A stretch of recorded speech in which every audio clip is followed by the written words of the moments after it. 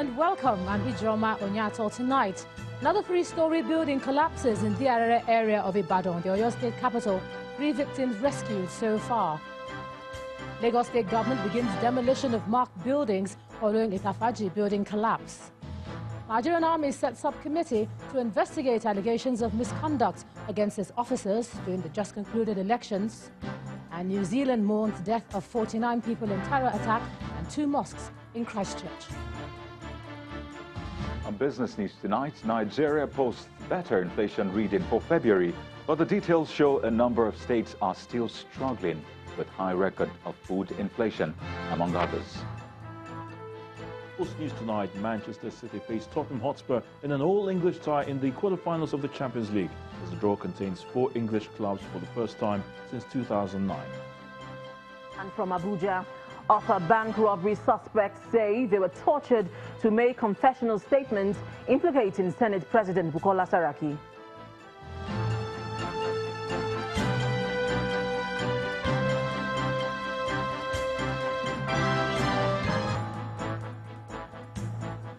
Barely 72 hours after a 3-story building collapsed in Itafaji area of Lagos Island, there's been yet another building collapse today, this time in Ibadan, the Oyo State capital. The building collapsed in the Idiara area of the ancient city, which is a little distance from the popular Molete Bridge. Although the casualty toll is still unknown, a crowd reportedly gathered at the scene, while rescue officials battled to save those trapped in the rubble. At least 3 people have been rescued so far. Our correspondent Bukola Oriowo reports that the scene of the building collapse is tense and that the crew was almost attacked. Shogoye area of Idiarere in Ibadan, where a 3-story uncompleted building collapsed this evening around 6 p.m. According to eyewitnesses and the residents that we spoke with at the scene of the collapse. Rescue, I learned that about 5 people have been rescued, although the police commissioner, when I spoke to him on phone, confirmed that 3 people were rescued. But people around the area said they've been able to rescue 5 of those who were trapped under the rubble. We learned that it's an uncompleted building and work is still ongoing on site. So a lot of the people trapped in are laborers, bricklayers, and other artisans who are working on the site. And so far, I spoke with the police who said they have contacted SEMA and are trying to get in touch with NEMA to bring in excavators. But as I speak with you, there is a fire truck at the scene and there are policemen and ambulances on the scene, but there's no excavator yet. So rescue is difficult and people are actually getting agitated. Just some few minutes ago, we had to scamper for safety when we tried to take some shots.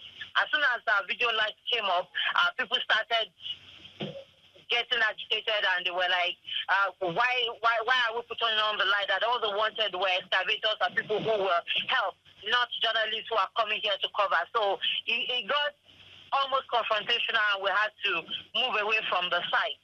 The police are there, but they could not do anything because unless the excavator arrives, there's little that could be done. The place is in pitch darkness. They're not allowing in any light except if car lights are going to be useful. But they're still awaiting the excavator, without which major rescue work cannot be done.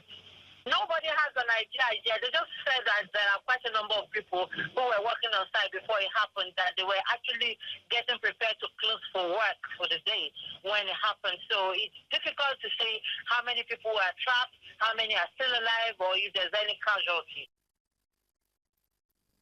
And back here in Lagos, 80 buildings, that's the number of unfit structures identified and marked for demolition by the Lagos State government in Lagos Island.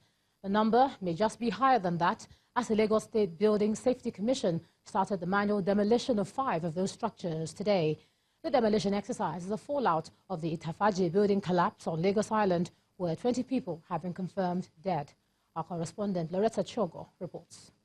Intensify our efforts to see that those that have failed our integrity test, we make sure that they are quickly evacuated. This order by the Lagos State Governor Akinwumi Ambode at the scene of a 3-story collapsed building is activated.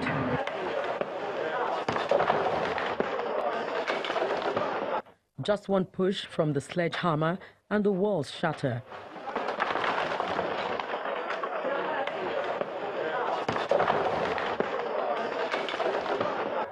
The manual demolition is spearheaded by the Lagos State Building Control Agency, LABSCA.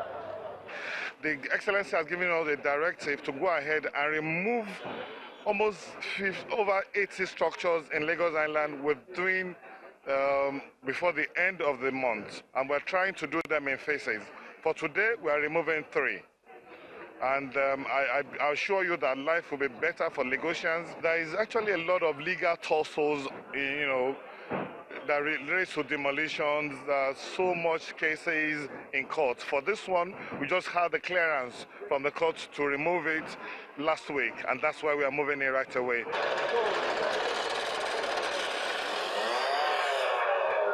This building on Freeman Street had been marked for demolition since 2018.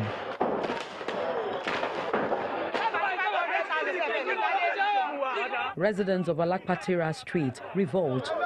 They insist they had no pre-knowledge of the demolition.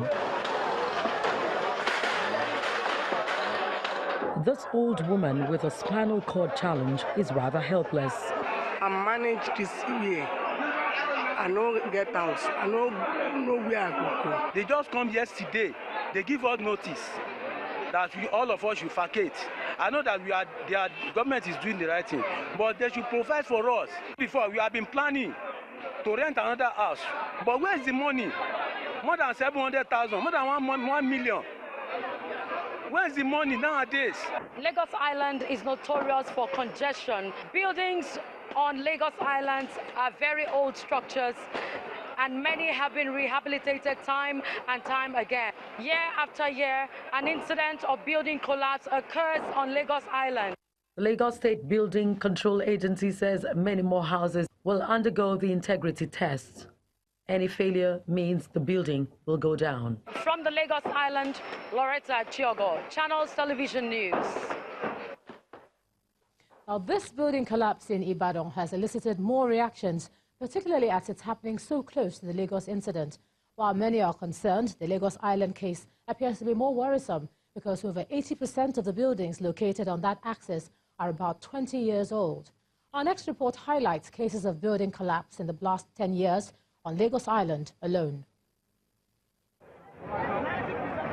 According to reports from the Federal Ministry of Power, Works and Housing, a total of 54 buildings have collapsed nationwide in the past 4 years, killing scores of people. In Lagos Island alone, there have been several cases of building collapse. In 2011, at least 11 persons were killed and 33 others were critically injured after a 4-story building collapsed at Idumota. Also in Idumota and in the same year, July 5th, not less than 18 people were pulled out dead after a 4-story building caved in. A year later, in 2012, a 3-story building collapsed in Itafaji.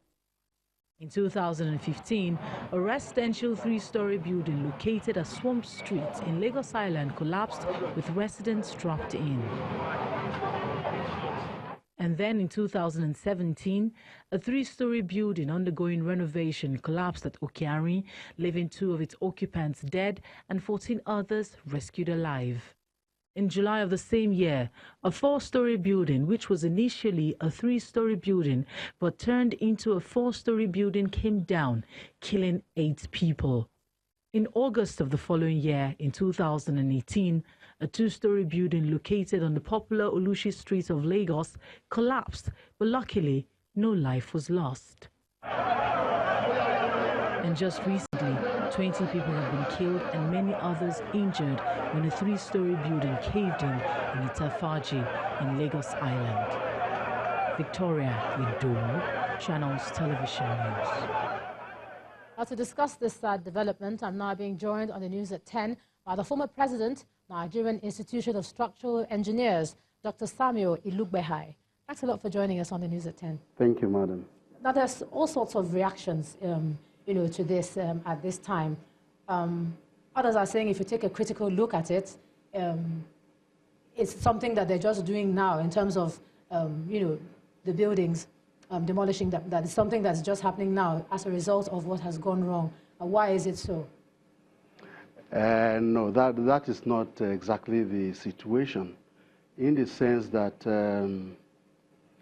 first and foremost, it's a very sensitive matter, and we are well informed that some of those buildings, their owners had been kind of informed about what they were going to do, some dating back as far back as 2013.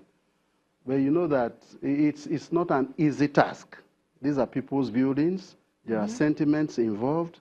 There are ties. There are political lineages. All sorts of things are involved. And there's influence, you know, and all these could have carried, you know, the execution of this action all this far. But at this point in time, it is totally absurd for school children to die at school. No, I think it actually hit the peak. And that is why I believe that they now have the strength to say, okay, look, we cannot look back, we just have to go ahead. Yeah, but as they're going ahead, you know, there were some reports from some landlords that they had been difficult, so the demolition could not happen gradually as the administration wanted it to.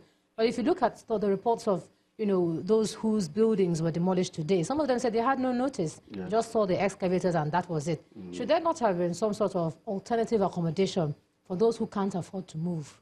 Well, from my own point of view, there will always be a starting point for something. As a matter of fact, the way I even look at it is that it's a tumultuous task. That is even my major consideration, not even the starting, because LAPSCA cannot really cope with the scope of work in their hands. You need to staff them more. You need to equip them more. You need to give them more money. You need to give them more vehicles, because what they are embarking on is an expensive exercise. You understand me? Even the Lagos State government is going to be faced with a lot of, hustles here and there. Well, I don't know if you saw some of the pictures of Lagos Island that, you know, when the demolition was going on. Those streets are so narrow, and the buildings are so close together. No, you are even talking about street. Yes. The buildings are just falling like powder. Look at the pictures again. Indeed. And then when they're demolishing one, there's one so close to it that's not marked for demolition. Could that not affect the integrity of that structure? If you go to because some of them are doing it manually. If you go to Akpogbon, some of the buildings are leaning on each other. Yes. There's no what is called airspace in between. They have tilted. In fact, they have oriented at a particular angle to each other. Some of them are just, you know, resting on each other directly. So it's a very sophisticated exercise, and LAPSCA really needs to get it right, because it's risky too. For those who are worried about, you know, for instance, we live in House A and House B is being demolished, is there no chance that that structure too could be affected? What should they do, even in terms of health and safety? Our reports said they had to wear a mask because of the dust. Would they give everybody in that area a mask? So what if I were in their shoes, I would leave for my own safety. Where would they go to? Of course, you have to get alternative accommodation. Would you prefer to die? Because if you see the risk involved in staying there while another building is being pulled down, splinters of building materials can just fling into your house, hit your child. So it's not even safe being there at all. So for their own safety, even without being evacuated, they just have to leave. You know, even when we were interviewing some of them, there is no money to find. Some of them are living like that because they don't have the funds to move anywhere else. And then you say, oh, move because of the dust and all that. The issue is, what is the plan for people? Some of them are watching us tonight. Yes. Is there no plan? Or what do you think should have been done before? Because it's like a knee-jerk reaction. Yes. Talking about what could have been done, palliative measures now, looking at the entire scheme, you understand me? At my own personal level, you understand me? I can suggest a win-win situation between owners and government. For instance, looking at most of the buildings that are so badly dilapidated, in fact, they form a cluster. They even constitute a community of their own. For instance, if you go to Lafiaji, you will see them in a row. So a lot could also have been done. That is from the softer side of life now, between the owners and government, if they would listen, whereby a scheme, an urban renewal scheme, will be designed in such a way that the government partner or the owners partner with government, reaching a proper understanding, and then the project is funded in such a way that if you had, let's say, 20 flats, a high-rise building comes up that takes the space of all those ramshackle buildings, and you are given a certain number of flats, because if a high-rise building comes up there, you are going to have a beautiful environment, landscaping and all that, and the value of your property will go up. All right, thank you so much. That's the much we can take right now. Former president of the Nigerian Institution of Structural Engineers, Dr. Samuel Ilugbehai. Thank you very joining much, us. madam. Thank you.